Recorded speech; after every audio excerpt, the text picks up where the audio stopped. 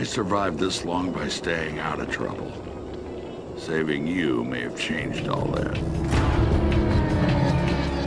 The world of Rage is definitely not the place to want to take your parents on vacation. It is a harsh, dry, unforgiving wasteland where death awaits you behind every corner. You have a world that's post-apocalyptic, where everything has been destroyed and everything is in ruin. You wouldn't want to go without a couple rocket launchers, body armor, a week's worth of food.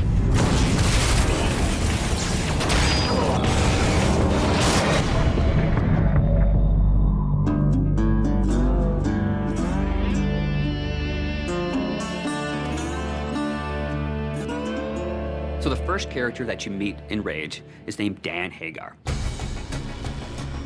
I hear there's something special about you Ark people. He is this fatherly character that is trying to keep his settlement safe. We knew we needed a great voice talent, and the only way to find that is look for great actors. In the initial images I saw of Dan Hagar, he had glasses, the shorts, the fishing vest, and I go, that totally reminds me of Walter Sobchak from The Big Lebowski. And I go, Tim, we need to get John Goodman. Welcome to the future. You can imagine if there was an actor from Hollywood that could survive an asteroid destroying the Earth, he would be on that list. Get to town.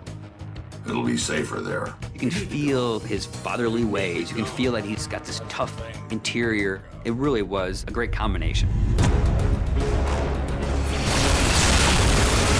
Sound really is half of your experience. The first half is being taken in with your eyes. The second half is being taken in with your ears.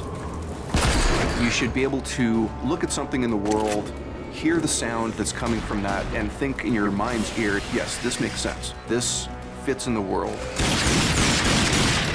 Gun sounds are one of the hardest things in the world to do, only because you're constantly hearing them. The shotgun is a type of weapon that when you hit the fire button and point it at someone, you really want to feel that kaboom.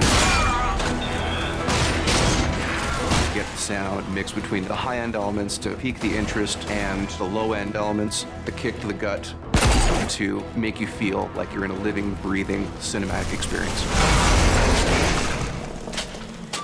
Rage is stylized realism. Visually, there was the idea of the scale that was really important. And then it was also like an idea of futurism. So it is still a believable city.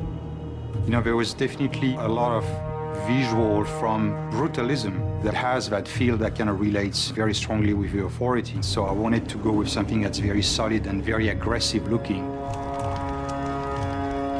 And also we're trying to basically make the parts of this universe one cohesive environment. There was a world before, and there's a new world after that. And you have to think of like the layers between the two eras, basically.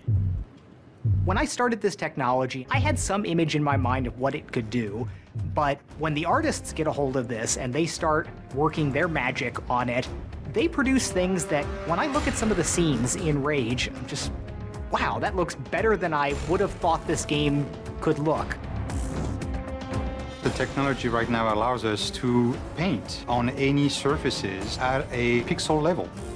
As an artist, I like the possibility of expressing your vision in a much higher fidelity. There's no textual limitation. The big challenge is more about when do I stop? When is it good enough that it achieves the goal?